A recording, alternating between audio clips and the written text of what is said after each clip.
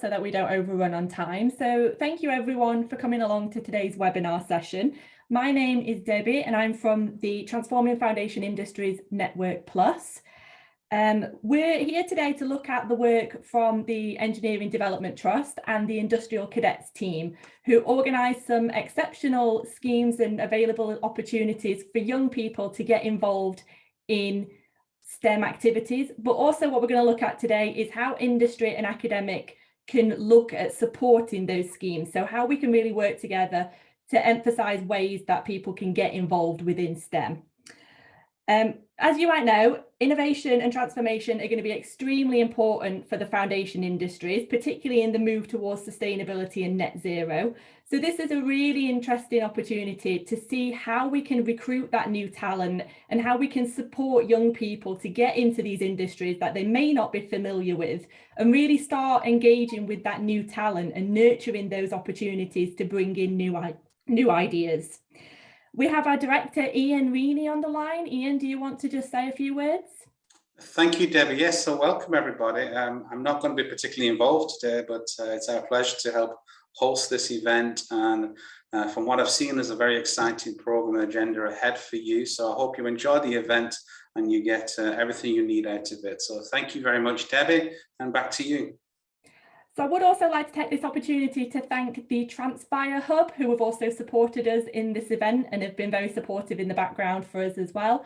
And I'm going to hand over now to our first speaker, who is Julie Feast, who is the Chief Executive Officer at the Engineering Development Trust.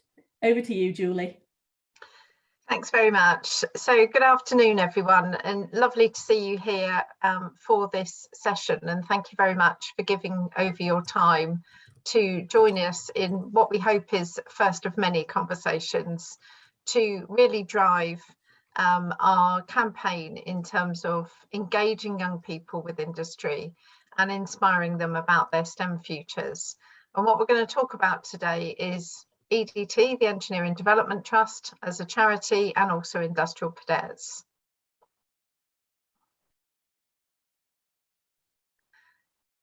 So let me go through the agenda very quickly. We're going to start with, we'll do some introductions from my team and speakers.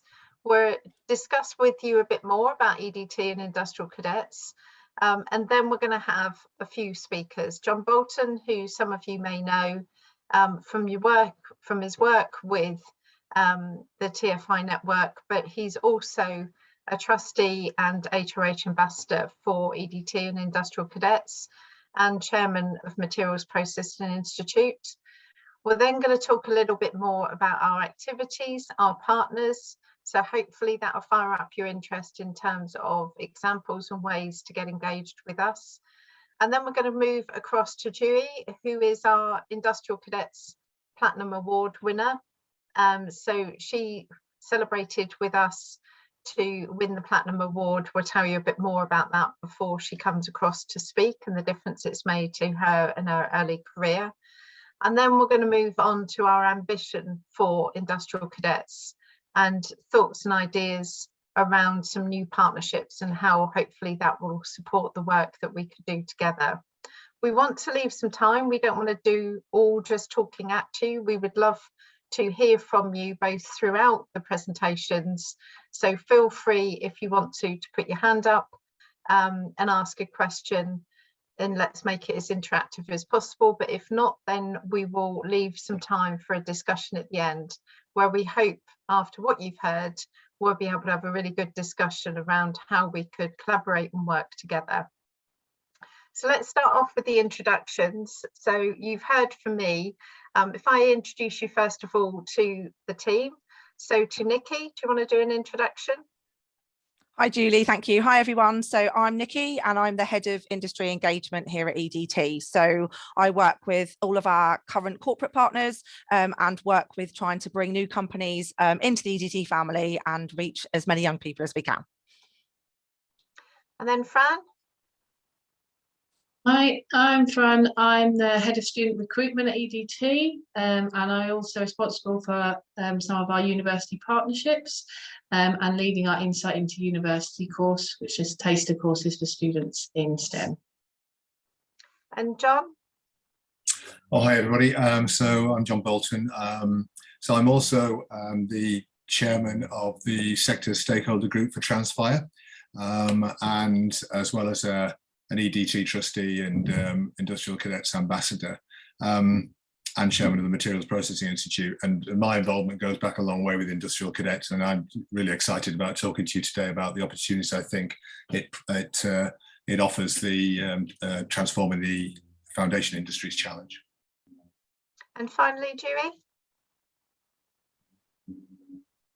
Hi, my name's Juhi, and as mentioned before, I'll be talking a bit about the Industrial Cadets Platinum Award that I won last year. At the moment, I'm studying towards my Masters in Chemistry at Warwick.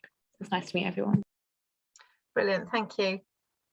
So let's start with explaining a little bit more about us as an organisation. So EDT, the Engineering Development Trust, is a very long-standing charity. We've been in existence for almost 40 years now, and I've been chief exec here at EDT will be coming up to my 5th year.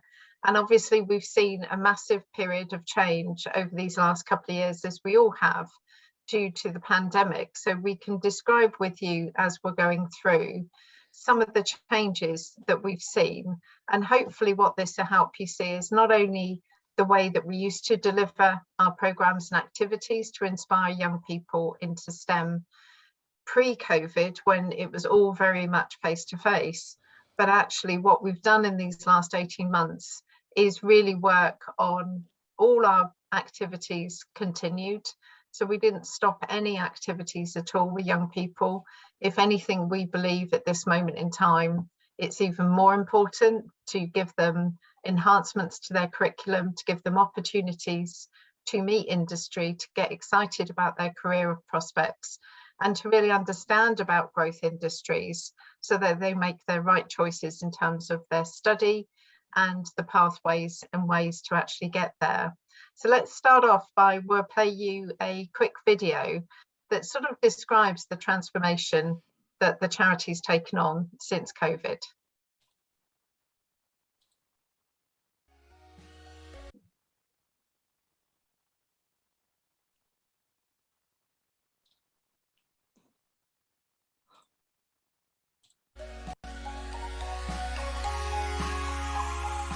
I run a charity called EDT, and it's a STEM educational charity.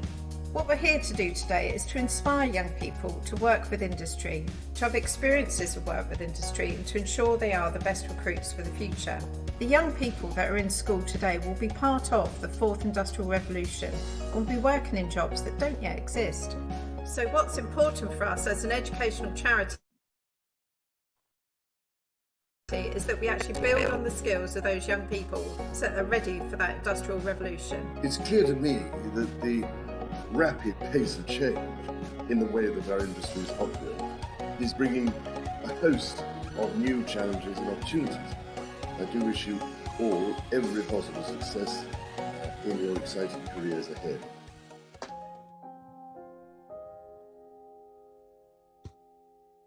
But it does feel like it's been brought to a close quite quickly.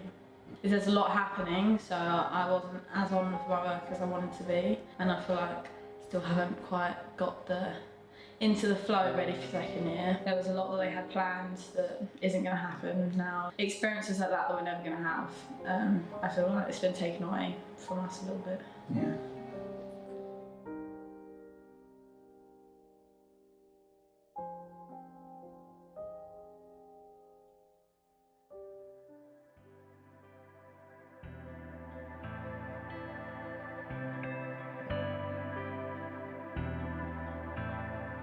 Good afternoon all, thank you for joining us. Hello and welcome to this Routes into STEM virtual course.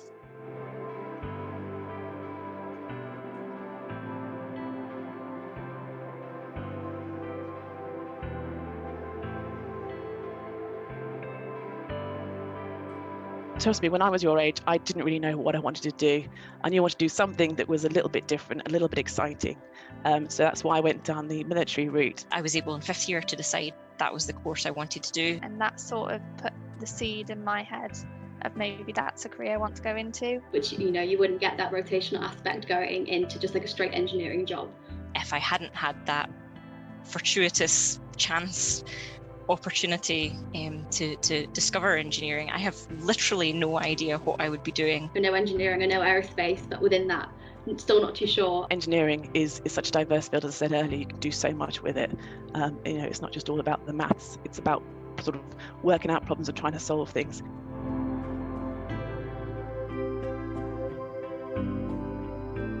But I was inspired by David Attenborough to follow my career path. I got into working on climate change. I ended up making a film with David Attenborough about tackling climate change. Getting work experience is a great way of getting into that, no matter what it is, because then you'll start to understand what you like and what you might enjoy.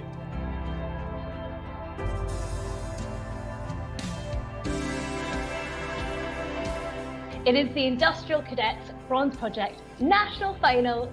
Best overall award for the Scottish National Final is Beauclair Academy. Well done. Just have that courage and just go for it. Believe in yourself and just kind of don't be afraid. You're capable of more than what you know. There's no such thing as a stupid question. You can literally do anything and go anywhere in the world. Don't fear the challenge the fear. Yes, you might have a few doubts, but let's give it a go anyway. Why not? What's the worst that could happen?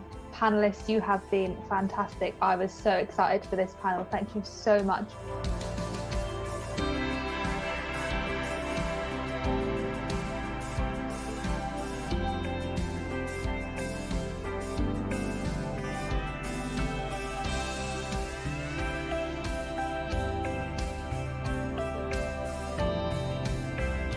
The work that EDT does is something that I really hold close to my heart because it has really propelled my career and helped me become the engineer that I am today. We did many experiments that helped me change my mind about science. I got a really fun experience at school where my class got to learn about coding robots and green energy. I even got an Industrial Cadets Challenger badge. It was so cool. Ultimately, EDT have been really great and got me the job where I am today. My favourite part of my role within clinical operations is the variety of different activities that I can get up to. No 2 days are actually the same. We're creating, I guess, medicines and devices and things like that that will ultimately improve patients' lives.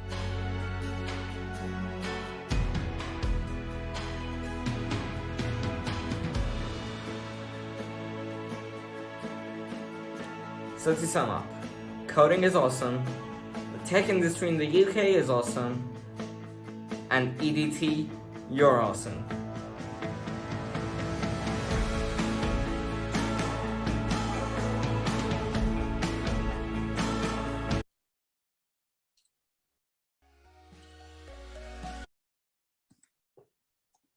You won't watch it again.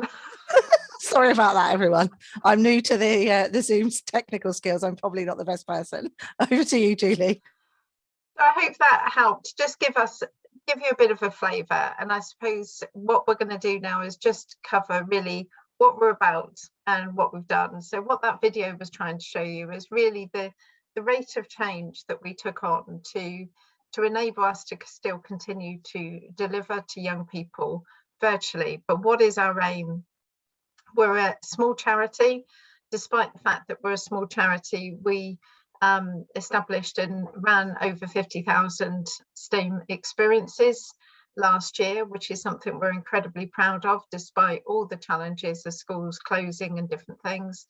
And as you can see there, we work with a huge schools network and a very large number of industry partners, all the way from key accounts to much smaller businesses in a particular region. We work nationwide, so we have coverage across all of the UK.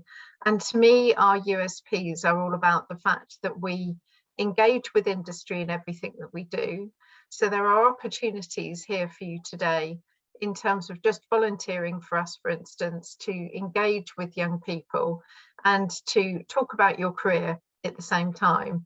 You know, for us to really promote a sector and have a sectoral approach, we need those companies, we need a variety of different people from all walks of life to act as role models for young people. And you would have seen some of that in terms of our stats and the impact that we make. We do reach an incredibly high number of young people, but some of the stats that we're really pleased about is the impact that we make on those young people. Some of those ones on the right hand side of the screen, for instance, 35% of STEM students in higher education are women, and the STEM workforce is 24% female, but yet 47% of our activities of young people taking part, age 16 plus, were female. And that's a really important point, because it's normally when young people above the age of 16 when the gender numbers tend to drop. So we were keen, particularly this year, to show the stats for that older age group. And we've got 38% BME to really show the diversity of the programs that we run and the demographic areas and geographic areas that we reach out to, that enables us to reach 38% BME as compared to the UK national average of 13%. And the stats on the top there really describe some of the impact that we make. So to just very briefly explain Industrial Cadets, Industrial Cadets is a way of engaging young people and accrediting their awards, that they've done something, they've worked through an activity, and the idea being is that they will get a number of awards at the end of. So we've got 5 levels of Industrial Cadets awards, from Challenger, Bronze, Silver, Gold, and then all the way to Platinum and Platinum Leader. And the idea is obviously to encourage young people when they're doing activities with industry. Now, these activities don't have to be organised. They may be accredited with Industrial Cadets, but they don't have to be facilitated by EDT. So we accredit many programmes from employers, from other organisations. So for instance, we may do like a work experience, for instance, with GSK, and accredited at a bronze level. To us, it doesn't matter who actually runs the activity. What matters is the fact that a young person can run all the way from his young age of 7 all the way up to the age of 20, having multiple opportunities to meet many different industry partners that we work with, or industry partners that accredit their programs, achieve an award at the end of their activity, and collect those awards and use those awards to differentiate themselves against their peers. So you can see the different colours of the awards, very similar to DofE for teamwork. And the idea being is that young people can collect several, for instance, of Challenger or Bronze awards, or equally they may work their way up to more detailed programs, all the way from very simple experience days when they are just a single day activity, all the way through to projects of different length and periods of time depending on their age group, all the way through to getting awards for learning more about their pathway options, be it making a decision around apprenticeship to university, to a full year's placement when they would actually achieve the platinum accreditation. So this is really a way of really attracting young people to work with industry, to understand more about industry and the industry that they could be interested in their future career. And we do believe that there are a number of different ways that we can work with you as businesses, and also with universities and other educational establishments, to ensure that we give them as many opportunities as possible. And young people are very anxious at this moment in time to understand, really, am I making the right choices for me? What industry should I be aiming for? What exams do I need to take? But also in this way, they can build up these awards as a way, as I say, to differentiate themselves, so that when they move to maybe that first interview as an apprentice or in a university interview, they can show these Industrial Cadet certifications and feel proud of their achievement. And it creates that conversation about who they work with industry. And it's patroned by His Royal Highness, the Prince of Wales.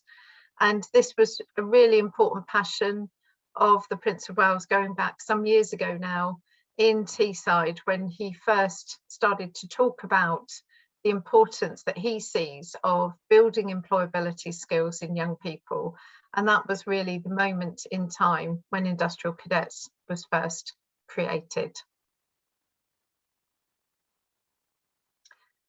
So that's just a very quick introduction to what we're about and what we do. I'd now like to pass across to John, who will give you a bit more views from himself, from his perspective, and why he thinks it would be of benefit for you as the audience to hopefully engage with us in the future.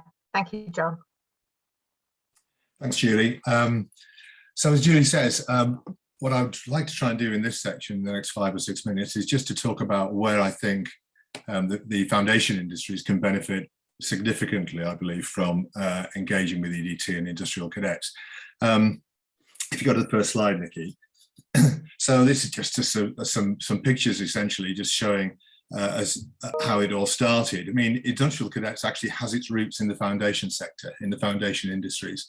So it started in the post-2008 economic crisis on Teesside, when the steelworks was facing a particular challenge, and the steelworks that I was running. And we had a visit from Prince of Wales as part of a business in the community exercise. And we talked, as Julie said, about the challenge of actually maintaining interest in the foundation industries, in the steel industry in that area. But also, if the worst happened, how do you maintain those skills and that interest in a region so it can attract new industries and new businesses? So that was the genesis of it all, and it's gone from strength to strength since. But I think it also demonstrates, even today, why the foundation industries should be engaged with organisations like EDT and programs like Industrial Cadets. So as you see, on Teesside, things have developed significantly in 10 years. Now the steelworks is no more, but new industry has come along, GE being one, and there is significant investment and development going into the region, and therefore maintaining those skills and having those skills available, and that interest from young people in industry is as important as ever. And the programme, when I look at the programme and the principles that Julie's been talking about, again, we tried to make them as accessible as possible right from the start. Simple programs that people can join in easily. They're totally accessible, accessible to all. So all schools were able to take part in it. Totally inclusive. Simple weekly program was set up initially over 8 weeks, which involved not just the steel business on Teesside, but involved other businesses in the supply chain that could join in quite simply. And those principles, those easily accessible principles, have been maintained through the whole program through the years. So the program's now developed, as Julie said. We've got over 100,000 industrial cadets. I think what's important to businesses that I've spoken to over the years who wonder about whether they should be engaged or not is say, well, we're already doing something, so why would we do something different? Well, this isn't about displacing or replacing what businesses are already doing. It's actually about enhancing them and also accrediting them.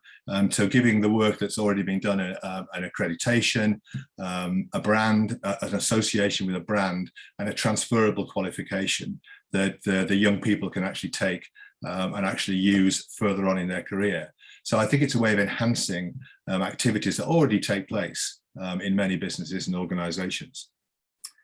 Let's go to the next slide, Nikki. So when I've been sat here over the last year or so, I've had a foot in both camps really. So I've had the Industrial Cadets has been ongoing for some time, and I've recently become a trustee of EDT. But I'm also chairman of the sector stakeholder group for Transfire. And I think in every workshop that we've run, and I can see Anne's on the call and Sanju as well, every workshop we've run with each sector, every sector has identified the attracting young people into the industry as a major challenge. And so I sit there and probably in every workshop have stood on my soapbox and talk about industrial cadets and said, well, this is, here's a way in, this is how this could work, this does work. And so it's something we should again get engaged in, which is why we're having this workshop here today. But then if you look at some of the work that UKRI have been doing, so, and actually I know Sarah's on the call as well, but the two papers in particular, Transforming the Foundation Industries, the Future Skills paper written by SQW, and then a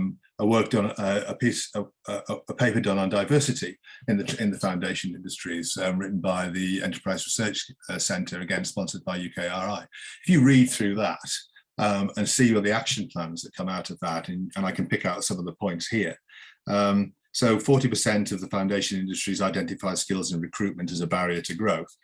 Action plans that are in the paper have identified clearly the need to attract talent and build talent pipeline, which essentially is a raison d'etre of industrial cadets.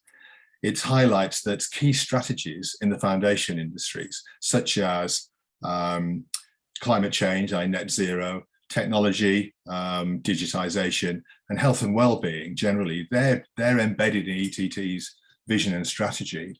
And we also recognize that this is a clear way to attract young people, because these are all topics close to young people's hearts at the moment. So by highlighting those aspects in the foundation industry to young people, that's a way of attracting young people in clearly. And then the need to highlight opportunities in industry, in the foundation industries, through apprenticeships, placements and secondments. And again, that is the meat and drink, if you like, the work ethic of program that the program delivers, the Industrial Cadets delivers. So, and that's through industrial mentors, through industrial placements, etc. So as you can see, I think there's a real opportunity here for the two organizations to work together. And then a word on EDI, and then Julie's already quoted some of the figures, but I mean, we didn't need the report to tell people in the foundation industry is that female employees are in the minority, lower than the 24% existing that's quoted in the EDT paper. And there's a need to address that. But when you look at the Industrial Cadets programs, as Julie's already mentioned, the female percentage is very high. It's around 47%, I think was the number quoted, 48%. But I can tell you that in a lot of the programs, the female attendees are in the majority. It's what happens after that engagement that is a concern. But at least by engaging with programs such as Industrial Cadets, you're getting off on the right footing. And as Julie said, 38% BAMI as well, attendees, because with these programs are regional, you get attendees from the schools that represent the regional diversity and the regional demography. So that's it really. Hopefully as we go through the rest of the workshop, these points will be reinforced. But I actually strongly believe there's a real opportunity here for the foundations industries who have a need and a challenge to attract talent and increase diversity to engage with EDT and Industrial Cadets program, which is a proven track record of addressing those challenges and is shining a light on the opportunities a career in the industry has to offer young people. So so obviously I'm enthusiastic. I'd like to see others enthused, and certainly I think people in the foundation industries that I've talked to over the recent weeks as we've run workshops are absolutely keen to actually address some of these challenges. Thank you. Brilliant, thanks, John. And yeah, your enthusiasm is infectious. I could see Julie and I just sat here really smiling while you were talking. So I just wanted to kind of touch on some of the points that Julie mentioned around kind of how we do what we do, really. She mentioned the 50,000 experiences. So kind of looking across the Industrial Cadets pathway. So as Julie mentioned, Industrial Cadets Challenger is the first step on that pathway. So that tends to be a shorter time duration. So it's kind of anything from a half day to a full day experience, and we run those on kind of topical themes that we know that students are really interested in. So at the top of the agenda at the moment is around environment, sustainability, climate change, space exploration. So all of our activities are geared to what we know the students are really keen to work with and find out more. So we run Industrial Cadets Challenger experience days across schools across the country, and at the end of that experience those students come out with their Industrial Cadets Challenger badge. As we start to move up through the Industrial Cadet levels, the time the students spend on their program increases, and also the skills and competencies that they will start to develop as part of those programs and experiences and projects will increase and kind of really start to build on their technical skills. So at Industrial Cadets Bronze level, we run a Bronze level project That's aimed at year 8 and year 9 students, and they'll work for 10 weeks on an industry project, and they will have a mentor or a number of mentors from an industry partner. So that mentor will help them navigate the project, and then they'll present their kind of solution to that project at the end, and then receive their Industrial Cadets award at the end. We also have our Routes into STEM course, and it literally does what it says on the tin. It talks students through different routes into STEM careers. So pre-pandemic, we would take students on a journey to a college, a university, and a company. And kind of since COVID hit, we've actually moved that course virtually. So we deliver that completely virtual. We've extended the duration, and it's been really, really successful. And we had over 1,000 students go through that last year. So it's a really, really popular course.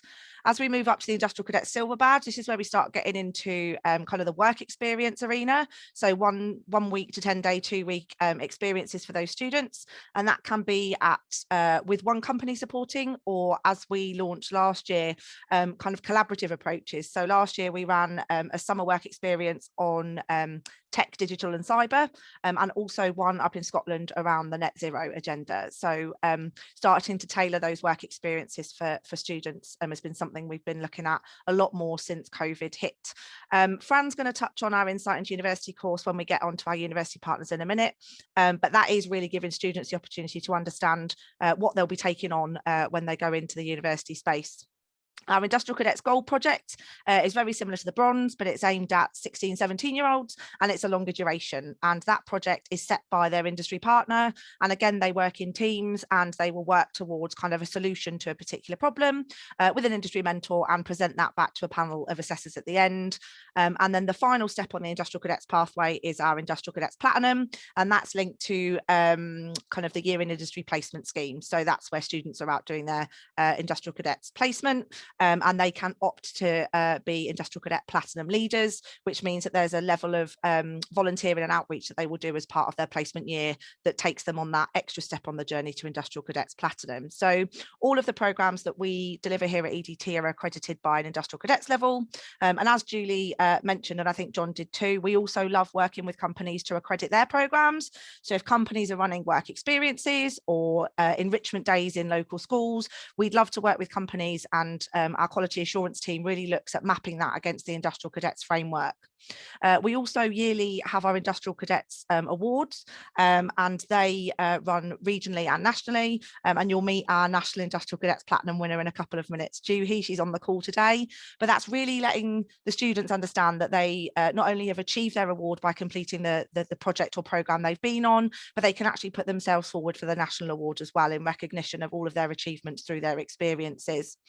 And we also run a lot of different events during the year. They might be focused on corporate engagement. So we've got a business breakfast happening next week up in Teesside, right through to kind of the Industrial Cadets Placement Platinum Awards that we ran last year. So we have a lot of things that we do here at EDT. So we can kind of work with organisations and find a way to engage with you.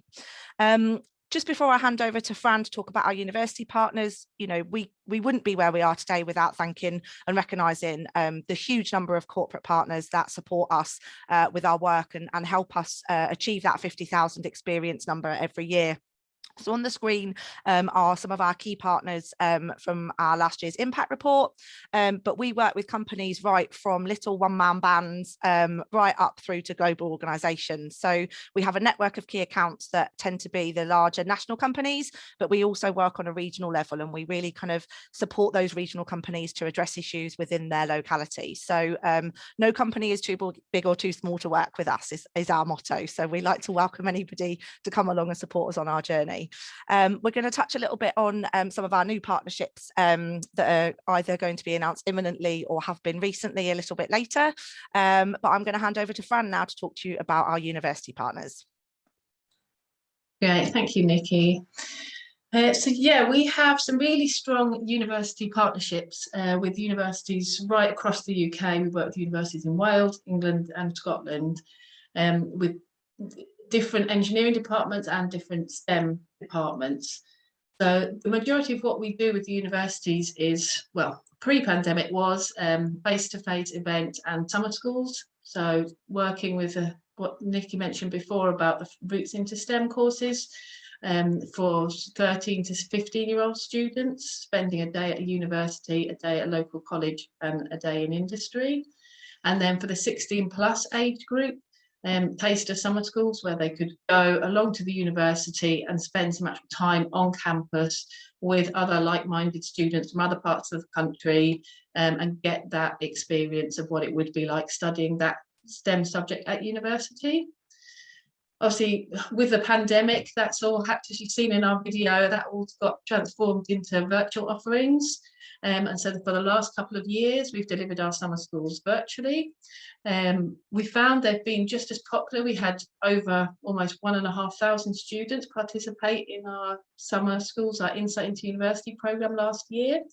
And we found that one of the real advantages of actually transferring it virtually meant that students, rather than just going to one university and experiencing 1 or 2 STEM subjects at that university, could access on our virtual programme content and sessions from a whole variety of different universities and different departments and STEM subjects.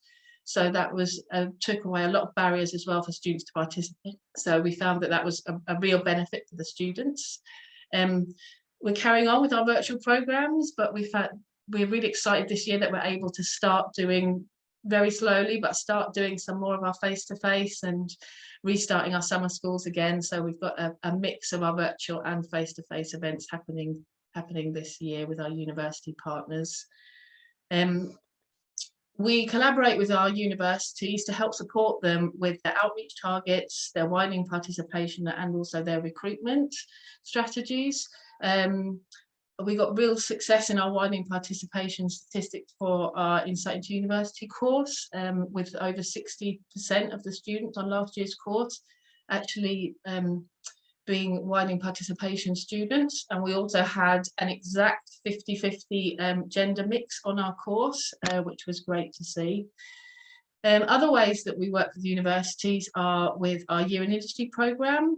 So this is paid high quality placements for students, both pre-university and undergraduate students. So we have those opportunities and the matching service that we provide. So we work with some of our university partners to help their students with their placements if they're taking a placement year.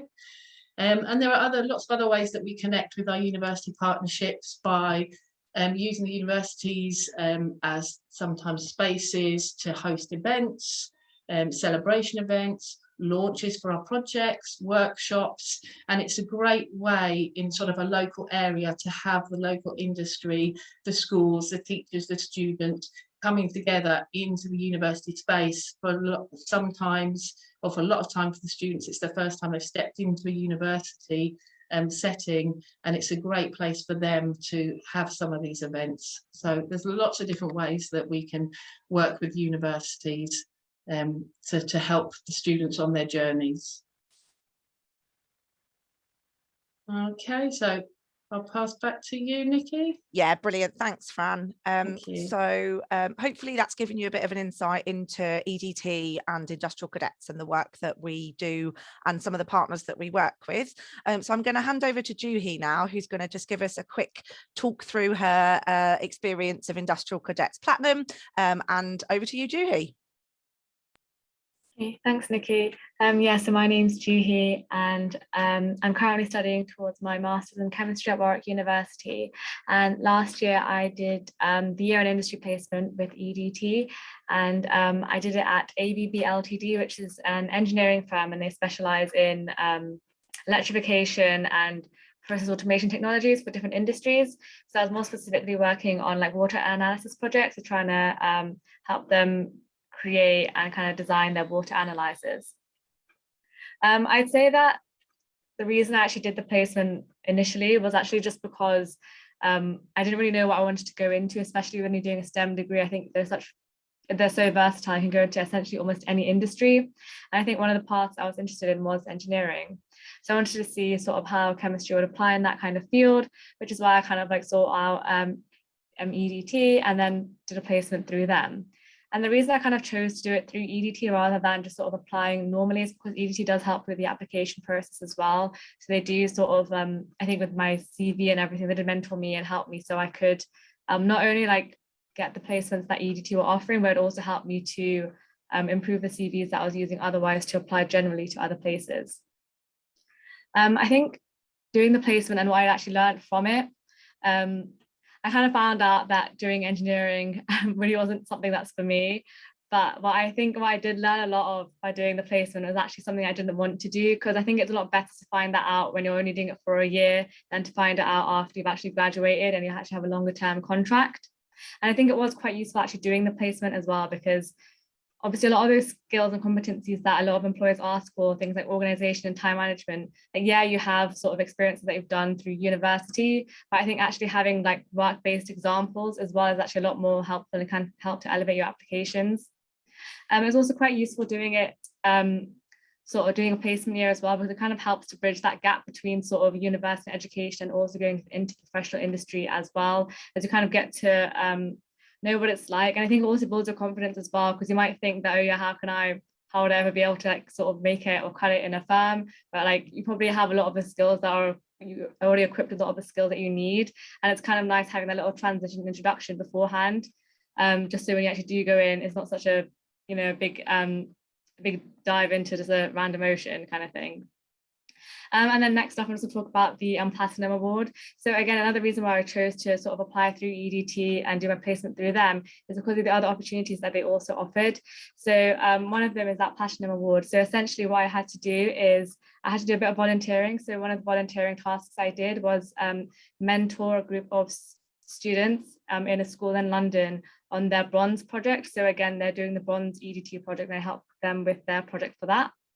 And then another thing I also had to do was also think about an idea that I would have to further develop on the projects I worked on during my placement year. So I presented that and then I managed to win the award successfully. And I think what I actually managed to learn from that, sort of doing the award to helping children and also like sort of innovating and thinking of a new idea to build on what I'd already learned, I kind of found out that I am quite interested in sort of innovation, that kind of consulting side of things. So it actually has influenced my future plans as I'm now looking for more sort of consulting type jobs as well. And I think, yeah, I think that wouldn't have been possible really without something like EDT to help to facilitate me and support me throughout that. So I would sort of recommend doing not only just your own industry, but doing it through EDT as well. And again, if any of you are like interested to like ask me questions or anything about what I did, then you can also reach out on LinkedIn or even through like questions at the end if you want to too. But yeah, thank you for your attention. I'll hand back over to Nikki now.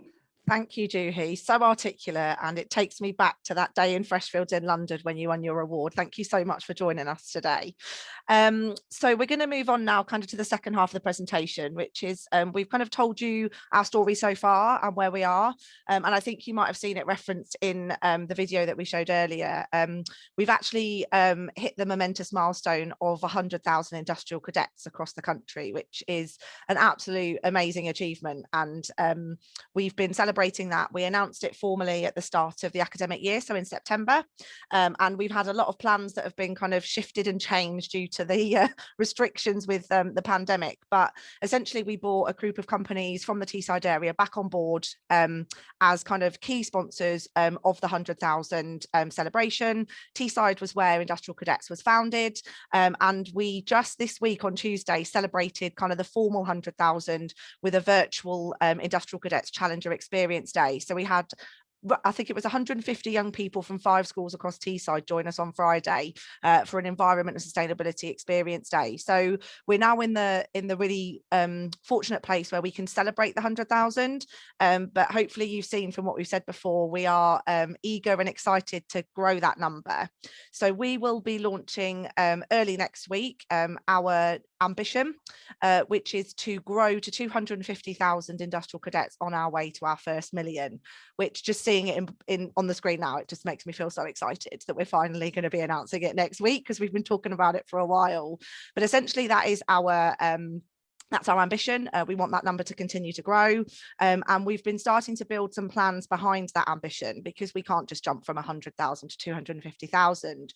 So trying to think quite strategically, you know, some of the examples of how we're going to get to that number are on the screen here. So creating the Industrial Cadet Leader and Alumni Programme. As you've heard from Juhi, she's part of that alumni family now. And I think there is a real opportunity for us to bring all the Industrial Cadets alumni together to talk about their experiences, to talk to potential new cadets coming through the programs, but also to really cement that link between industry.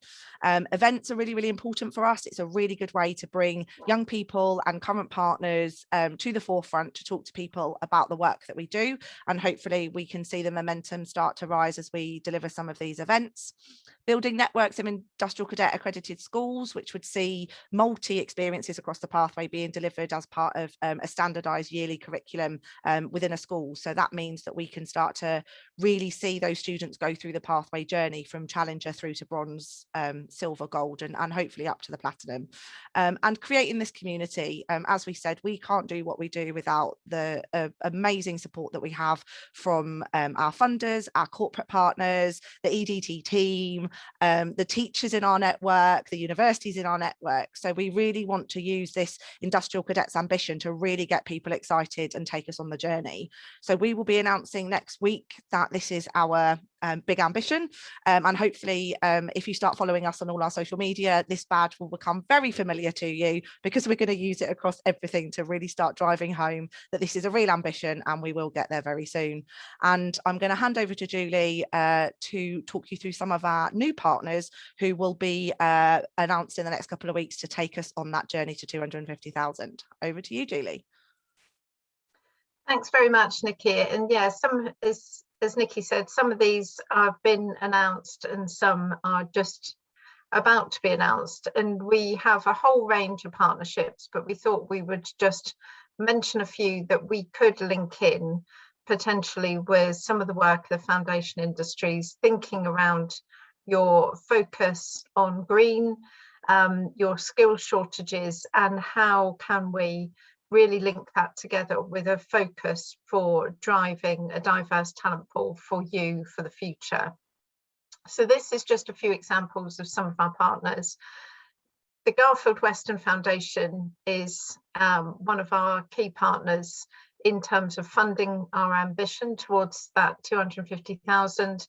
So they are helping us fund some of our programs of work around industrial accrediting schools, more partners, and that will be an important part moving forward.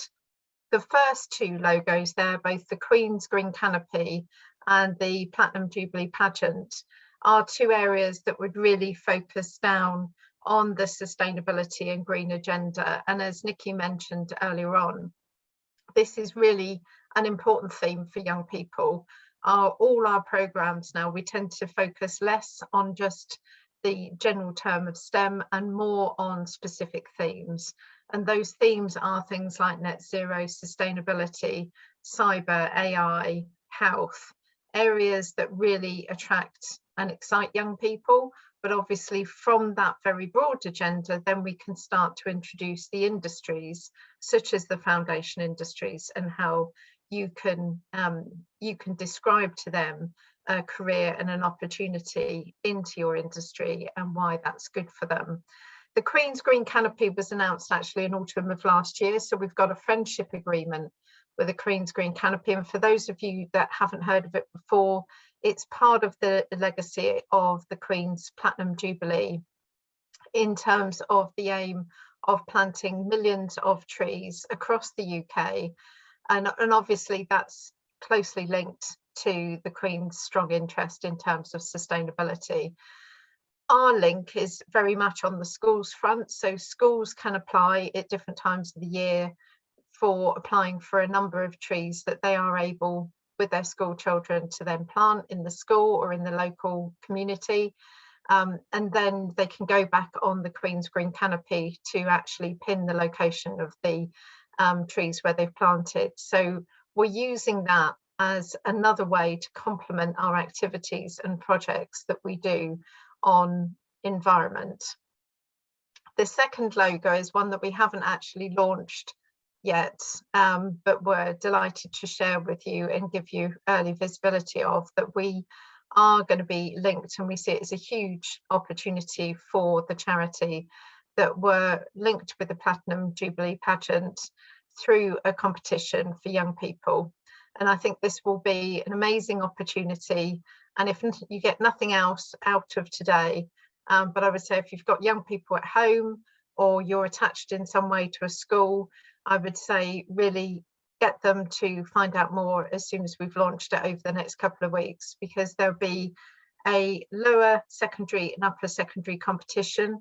It is around the sustainability development goal of sustainable cities and communities. And the idea will be a team of young people, but you could do it as an individual or up to a team of 6 young people, will follow through some work leading to the Industrial Cadets Challenger badge. So it's a real way of driving huge numbers for us in terms of industrial cadets, but more importantly, getting young people, any young person, regardless where they live, what nation they live in, to get involved in this project.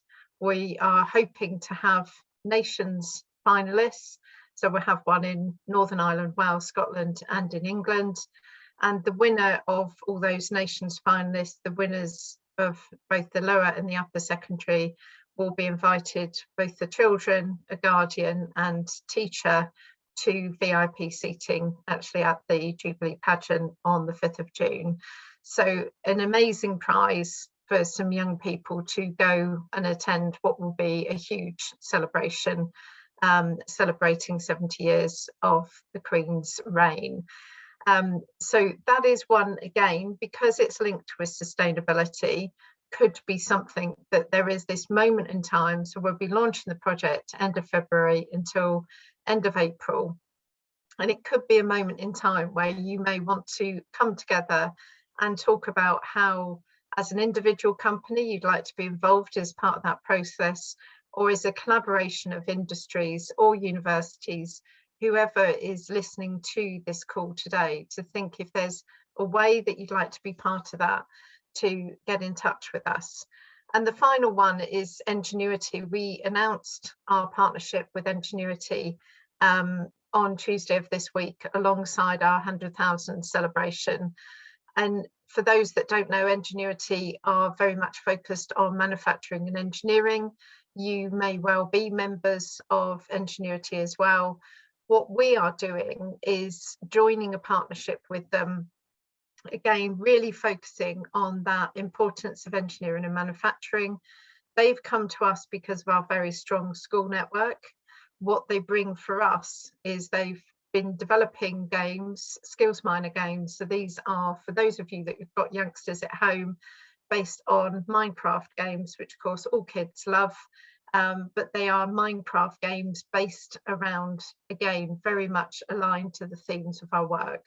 So we've got green energy and home, we've got aerospace. So the idea being a young person can now, we can introduce gaming into our activities through the skills minor games as part of our activities, be it experience days or projects. So we're excited about that, adding some weight and adding some extra value to our programmes. Next slide, Nikki, thank you.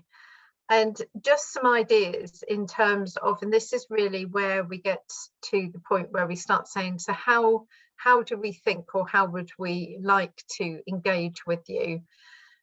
We want you to help, and for us to be working in partnership together to reach that 250,000 industrial cadets.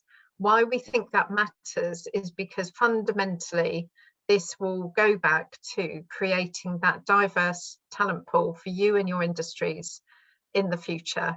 So if you do it too small scale, it never makes the impact. So we've got to get those numbers through the door, recognised across all schools, so that they can see the benefit of industrial cadets.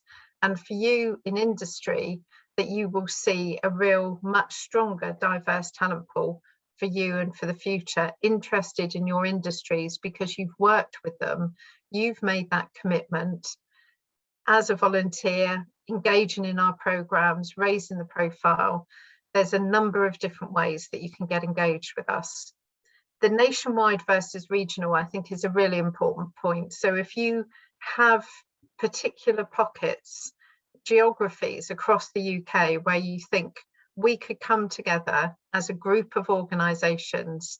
We mentioned about Teesside. Teesside was a really good example of where we've got the combined authority, we've got the Materials Processing Institute, plus companies from small to large coming together and saying we want to grow and diversify our talent pool under the banner of the Stay Local, Go Far tagline for the combined authority. So their focus at a regional level is saying, not only do we want to tell our young people about what industry there is at a local level, we want them to get excited about it, the output of which will be, not only will that create a diverse talent pool nationwide, but it will create excitement at a regional level.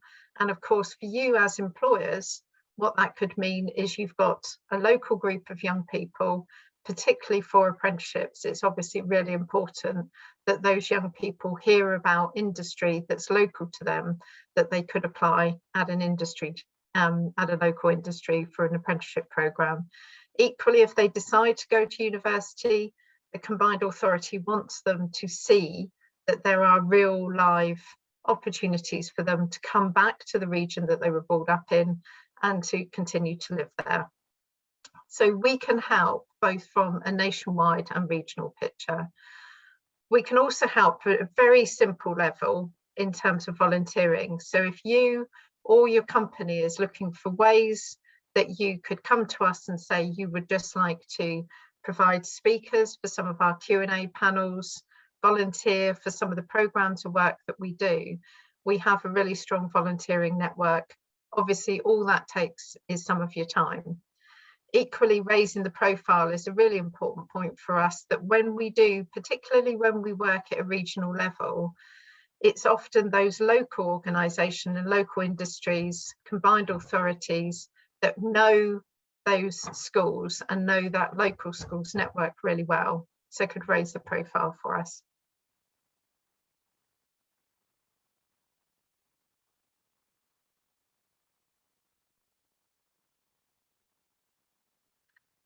And in terms of way to get engaged, as we've said earlier on, we could accredit your programs. So if you have programs, outreach programs that you currently do today for young people, anything from the age of 7 to 20 while they're studying at university, you could contact us and we could accredit your program with Industrial Cadets. You could also come to us and support an existing EDT program, some of which Nikki explained earlier. Equally, we can develop bespoke experiences or programs. So one of the things that we give, the majority of our funding does come from corporates. And the fundamental reason for that, I believe, is because we've got such strong skills in terms of content development.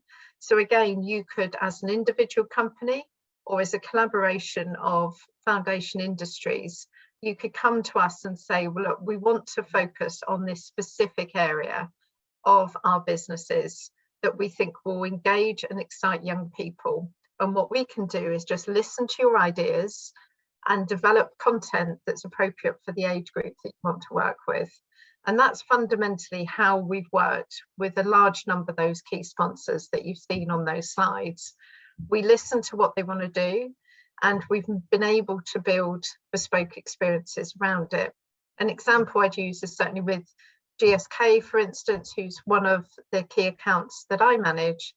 We built a virtual work experience for them last year, based around obviously the key theme of health, but the program was called Molecule to Market. So it was all the idea from R&D all the way to manufacturing and engineering. Now, in reality, as a virtual work experience, the young person would step through the virtual doors of GSK and move from the Maidenhead and Ware offices all the way up through to Bernard's Castle and up to Scotland in terms of their manufacturing and engineering sites. You could never do that in a traditional face-to-face work experience, but in a virtual environment, using our learning management system, we can walk through students going through an entirety of a particular company and industry and what we do. And I think there's some real opportunities here with foundation industries where we could walk them through some of the exciting opportunities that they have that maybe would change their view and their career prospects in terms of wanting to work with you as an industry. So really what we wanted to do now is really open the floor to give you a chance to ask any questions really around that theme of collaboration. I think particularly for certain industry sectors, and going back to what John said early on in the session, there can be perceptions of certain industries that might need to be overcome. There can be diversity agendas whereby young people, certain types of demographics aren't necessarily attracted to your sector. And if you collaborate and come together, you can solve that problem as a group of organisations rather than trying to solve it as a single one. So any thoughts, questions, comments from anyone at that point? Julie, I'm just going to stop sharing screen for a second, and if anybody wants to kind of add anything, they can then come on camera and have a chat. So I'm gonna stop sharing for a second. There we go.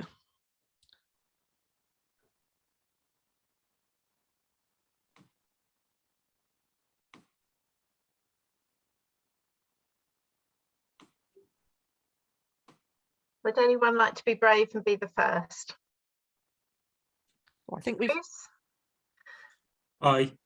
Yeah, I mean, obviously from the Transforming Foundation Industry Challenge perspective, we very much come from that across the foundation industries angle. And, you know, from what I've been hearing over the last hour, I really want to be able, as a challenge through all our activities, you know, including the Network Plus and the Hub and ourselves as a central team, to be able to engage with you in an effective manner. You know, to be part of this 250 and step up. It's a question of, in my mind, I'm feeling I want a discussion with you about where it will be the right thing for the challenge to look at this from a cross-foundation industry perspective, without treading on toes where certain companies or certain sectors, they've got slightly more specific things to do. So I think there's a conversation around that at some point, and to make sure that as a challenge, we're doing and facilitating the bit that we're best placed to do. We're having that discussion more widely on our strategy work with our advisory group right now. So it's an opportune time. So I don't know if you've got any initial thoughts on that. Would anyone else like to chip in? Sarah, I see you've come off camera, and Sarah, of course, I should say as well, is a lovely EDT alumni as well, so she fits two categories today. So Sarah and John, is there anything you'd want to add to that? Me and Bruce have been chatting behind the scenes, so I'll maybe let John come in first and then I can give some thoughts too.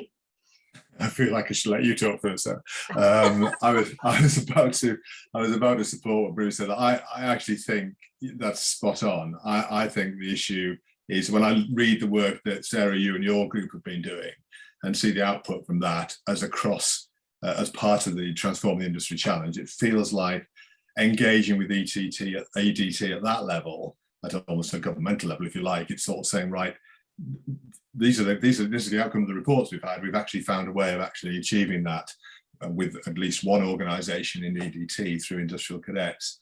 And coming on board now, given the start of the challenge, as Julie and Nikki and the team have just been articulating, I think is timely as well. And I think, just to add in there also, one partnership we haven't talked about specifically, but there's a partnership with the Combined Authority on Teesside. I think is an example of how potentially transforming the foundation industries could help us in other regions as well, where a foundation industry has a specific presence. So I think that in many ways, Bruce, I totally support what you're saying. I was just going to pick up on really what Juhi was talking about in her talk, and that STEM skills are transferable. And I think that's a real key message for us in the foundation industries.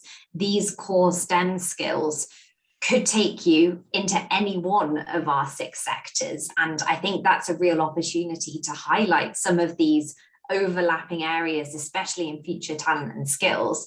This is a wide attraction piece, and we've got to think about maybe, John, the geographical location that we focus on. How can we bring in industrial clusters who have a nice mix of foundation industries in one place to highlight the opportunities that go on? And if we were to come into the summer school courses across the summer weeks, how could we give a breadth of opportunities? So capturing those who are interested in one of the more well-known sectors of engineering and opening their eyes to each of the foundation industry sectors. So almost trying to do that area of broadening out the opportunities that are on offer, highlighting how transferable these skills are. Ian, I see you've popped up. Yeah, no, I've been listening in the background. Yeah, I mean, we know there's certain geographic locations where there's concentrations of specific industries, the chemical industry in the Northeast, of course, the Midlands for ceramics. So I would be targeting those areas would be very interesting, and to introduce these concepts and ideas to those companies and get an exchange going. And I think, you know, we have, for obvious reasons, I have strong connections to the ceramics community in the area around Stoke, so I could certainly facilitate things in that area if that is of help. Very, very happy to do that. Thank you. And Cameron. Oh, hello, I've disappeared down the bottom of the screen. There we go, a bit better. Typical Zoom. Really interesting to hear about all the work that you have been doing and what opportunities exist. Just to pick up briefly on some other points, and then I'll sort of make my own. I think the point around the clusters is really important. So we're involved. I work out of the South Wales area, and so we have a South Wales industrial cluster, and we're doing work on what we're calling a skills escalator. And that's really about engaging with the key partners. It's not about creating something new and duplicating stuff, but it's more about aligning the activities and resources and things like that that already exist. So, you know, this could be an important and valuable addition to that. And then that's kind of in a way related to a question, which is about how you see this in the context of other things that, other initiatives that exist in this space. So, you know, each university would run, you know, its sort of year in industry type things, and also have outreach schemes attached to it, either that they run on their own or that are sort of aligned to the requirements and initiatives from the local authorities and things like that with regards to STEM outreach activities. And a lot of the research grants like Sustain, which I'm involved in running for the steel industry, has outreach activities attached to it as well. But I was thinking more specifically about, so those are opportunities for collaboration, I suppose. But then I was thinking also about things like the CREST Awards, and just thinking, so that's a kind of a similar initiative. And I was just wondering, you know, from the foundation industry perspective, is it going to be clear to them which of these they might be selecting that deliver different types of things, or different, you know, are they going to be easy choices for them to make? Because I guess there's a whole range of things that we could be promoting to them. And, you know, is it going to be easy, I suppose, to get a picture of which ones they might pick, because they probably don't have the resources to engage in all of them, you know? So why don't I try and chip in, and then I'll look to Nikki and Fran and see if they've got anything else that they'd like to add afterwards. So I totally agree on the regional cluster approach. The more that we do our work, so we do some things that are like nationwide, push it out there wherever, whatever school wants to pick it up. But I think where it is working and resonating, particularly for a particular sector approach, geography and clusters and regions makes perfect sense. So I think if there was a way of identifying, even if it's just identifying a small number of potential, so we've mentioned South Wales and Cameron, I've been doing some work actually with some other people in South Wales, bringing that possibly, like you say, together, so joining up some of these conversations. We're doing work in the Northeast already. Ian, what you were talking about in terms of ceramics in Stoke all sounds really interesting.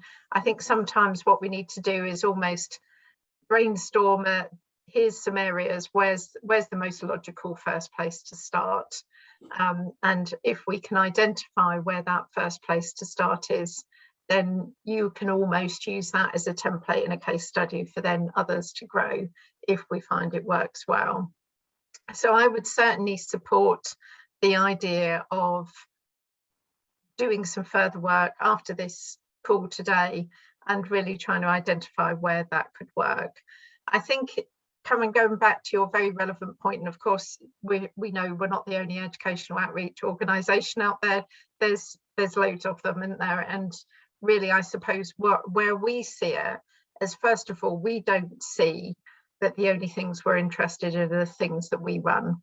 So to me, industrial cadets can act as that umbrella to bring lots of things in together, but around, when you do, if all you're doing is just labeling and saying, well, we're accredit something at an industrial cadets level for no other particular purpose, you won't necessarily identify the value.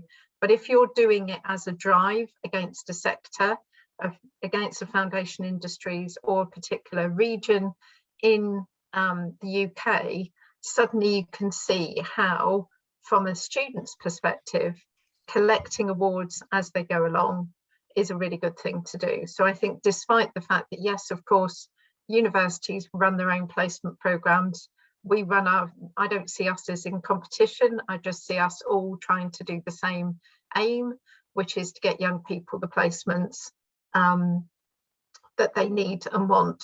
My drive more would be around, we need more employers to take on placements, and universities and organisations like us would be very happy if that was the case, because our biggest challenge, we have, as an example, about 1,000 students applied to us last year and we could only place 150 students. That's a crying shame. To me, we've let down 850 students in that capacity. We offer them lots of things on top, but what we can't do is create those opportunities. Employers are the only people that can do it. So I think on some ways it's getting together, and equally, so I would see universities as partnership in that. We work with Crest Awards, for instance, as an example. There's differences, I won't go into it all here today, but there's differences in terms of its aim. But we are absolutely around embracing what's out there and being able to say, okay, how can we pour all of this in together into one common thread? And if the common thread is that we get an output of excited young people believing, seeing role models, believing that they've got a really good job in a growth industry, the conversation young people are having at the moment all the time is, where should I go? What's going to give me a good output? Super, super anxious that they could end up picking a sector and a career that's not going to give them the output they want. So they need advice from us. We can give them the advice, but only you as employers can actually sit there and make that real. Nikki, Fran, anything else to add? I don't, I agree with everything that's said, and I'm kind of, well, my brain's going a little bit like, oh my God, there's so much we could do. But I think, using the Teesside example, I know we've mentioned it a few times, but, the ambition there is that we want every young person in Teesside to have access to STEM experiences. And I think where it's worked so well, as John mentioned, we've built a really strong relationship with the Combined Authority, and not only have they been helping us get into schools that we might necessarily not have been able to, but they have also accredited the program that they run, which is called the Big Big Project. So that's accredited across 3 different industrial cadets levels now. So those students will go through that program and become industrial cadets. And I think where kind of it's all kind of come together really nicely. We've got a really good link with Teesside University. They're hosting the business breakfast that we mentioned earlier next Friday for us as a follow-on to the 100,000. And what we want to do, a little bit like we've done today, is bring together industry within the area and other partners. As Julie said, we're not the only ones out here doing this, but actually our goal is the same. It's to enrich, encourage, inspire young people and let them know the plethora of opportunities in the STEM sector. So we're going to have that meeting next week in Teesside. We're going to kind of talk about how we can bring that to life. life. But what we envisage is that yearly we'll be having an annual celebration in Teesside that will bring everybody under that Industrial Cadets umbrella together to celebrate what those young people have achieved. And I think we've had really good responses from organisations and companies in the area. The Materials Processing Institute are hosting a face-to-face event for us at the end of the year to kind of bring all of this together. But our intent is that, you know, Teesside will grow, the engagement will grow, and that will be under that Industrial Cadets umbrella. So I just think it's a really good example of where it's working well. So if we can use that as a model of kind of excellence that we're kind of currently exploring, then, you know, really keen to, you know, think of other areas, think of other places where that could work, and really kind of, as we said, grow that number and grow that ambition. Thank you. I just wonder, as soon as I'm on, if I can just chuck in a quick follow-up, which is, where are we starting from in terms of the engagement of the foundation industries with the EDT? So we get a picture of where we're starting and where we need to go. I mean, is there any current engagement with foundation industry sectors of EDT at the moment?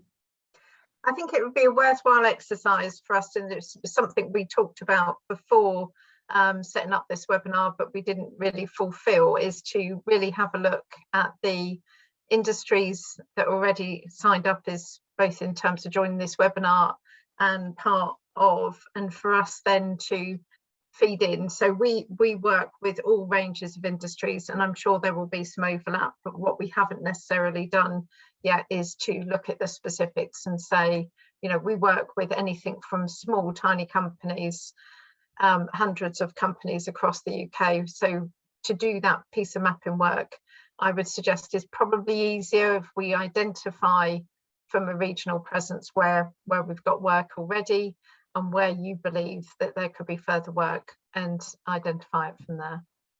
Perfect. Thank you so much.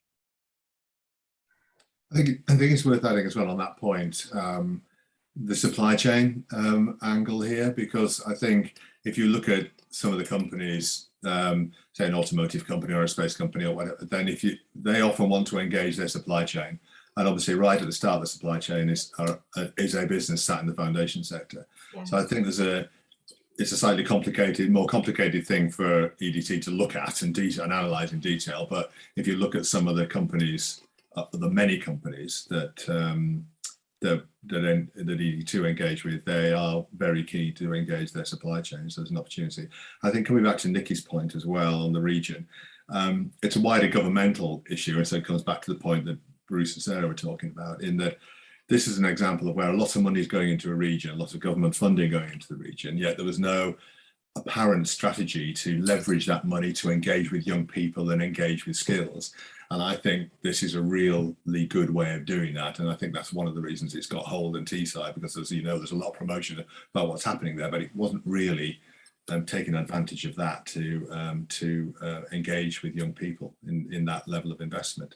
So I was just looking up at Crest and in terms of Cameron's question. I mean, Julie's obviously understands a little bit more about this than I do, but I don't know whether there is an opportunity from a foundation industries challenge perspective to take on industrial cadets as like an umbrella, as Cameron was suggesting. So I'd say, right, okay, we really support the notion of this accreditation, and there's a level of accreditation possible with Crest. I'm probably speaking off the top of my head a little bit, Julie, there, but is there, and I see that Crest are funded by UKRI as well, just sort of glancing at it, or they're engaged with UKRI as well. So you guys are probably best placed to see how that might work, potentially, if we can sit down and talk to you all about it.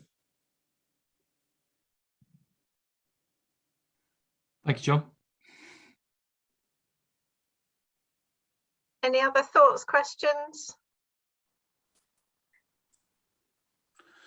Hi, Julie. Yeah, I mean, there has been a recently awarded Strength in Places bid within the Midlands area for ceramics. Is there any mileage in making a kind of big holistic link up between companies, large scale funding, industrial cadets, and engineering developing trust, and kind of getting the stakeholders in a room together to see whether, you know, that this can be developed further and can be encouraged and led locally, perhaps by members of the people who won the Strength in Places bid. It's a powerful bid, a lot of companies, so a ready-made way of engaging, really.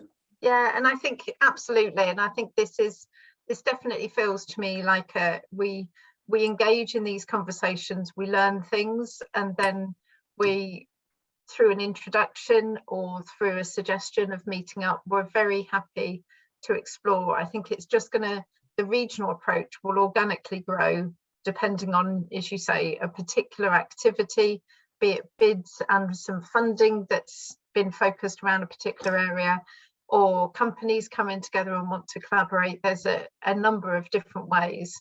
Equally, we've done different approaches in different areas.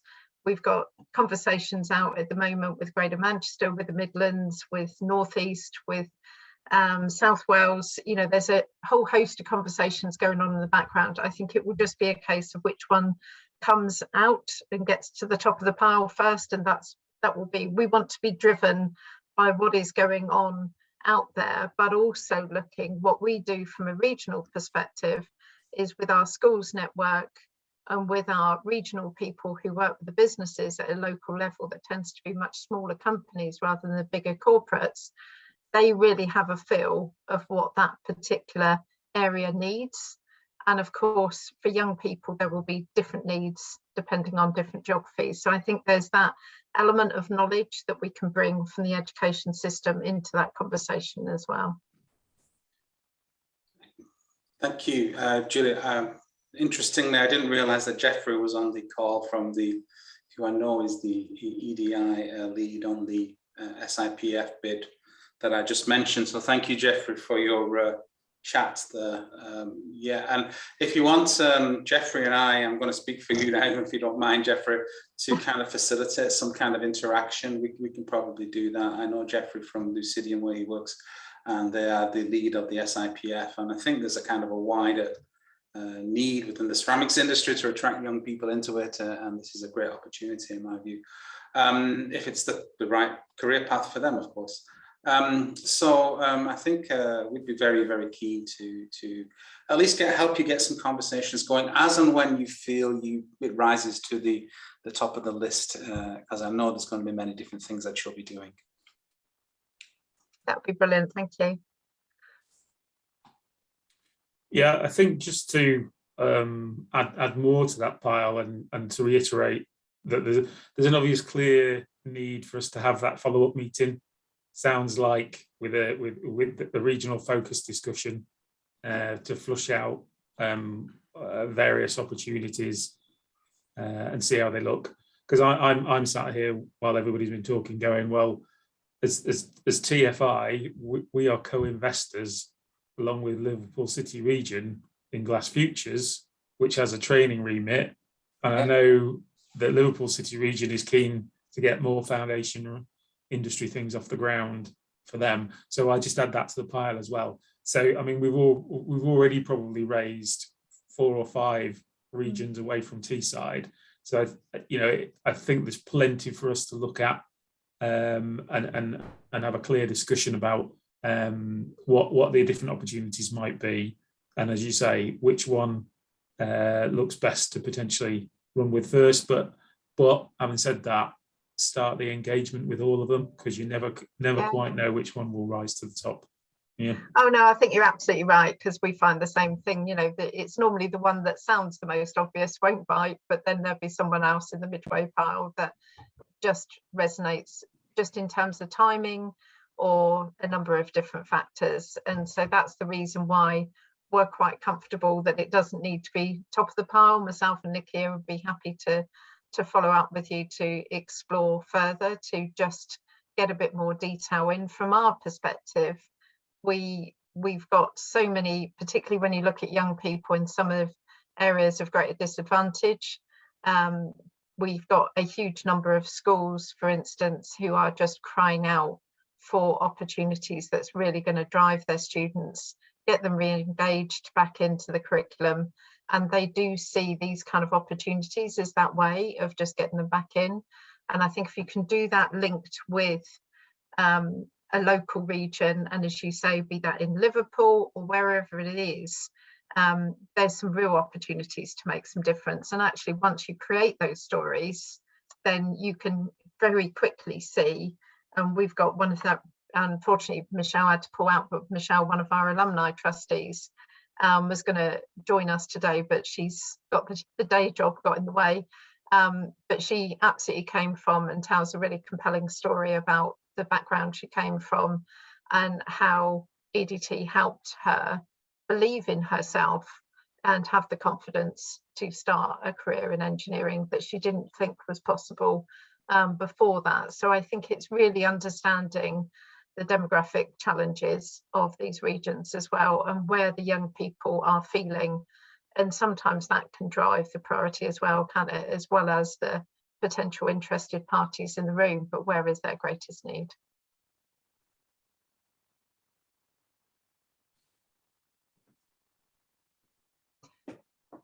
If there's no more questions and thoughts, Nikki, shall I hand back to you? And I think this is nicely fitted into what we thought would be next steps, but it sounds like it's formed slightly further than we were hoping, which is brilliant. Thank you. Yeah, thanks, Julie. So we did just have a last kind of closing kind of slide with you all, which I'll just bring up. And I think, you know, the conversation, we've probably covered them all, and we do have some follow-up work to do. But I think, you know, as Julie said, you know, we'd be really up for, we can send out the slides that we've gone through today to you all, if you wanted to have them as reference points. And obviously you can visit our website, our impact reports on there, and you'll find out a lot more information on there. And I suppose we've just started that kind of conversation and those that stream of consciousness now about considering in ways that we can collaborate with the foundation industries and using a lot of the ideas that you guys have just kind of brought to the table. So I think if we could pick up maybe with Sarah, you know, Julie, me, you, John and Sarah, maybe have a follow-up call off the back of today's call and just start to plan what makes sense to really keep this conversation going. And as you said, there will be areas where it might happen quicker than others. And I think that kind of collaborative roundtable discussion idea that we've all been talking about, if that's focused on a particular sector in a particular region, I think having like-minded people around the table to really bring the conversation to life and see what the art of the possible is a great next step. So thank you so much for your time today, and thank you to the team that's you know, pulled this together and invited us to present today. It's been a great opportunity to meet you all, and hopefully we will see you all again very soon.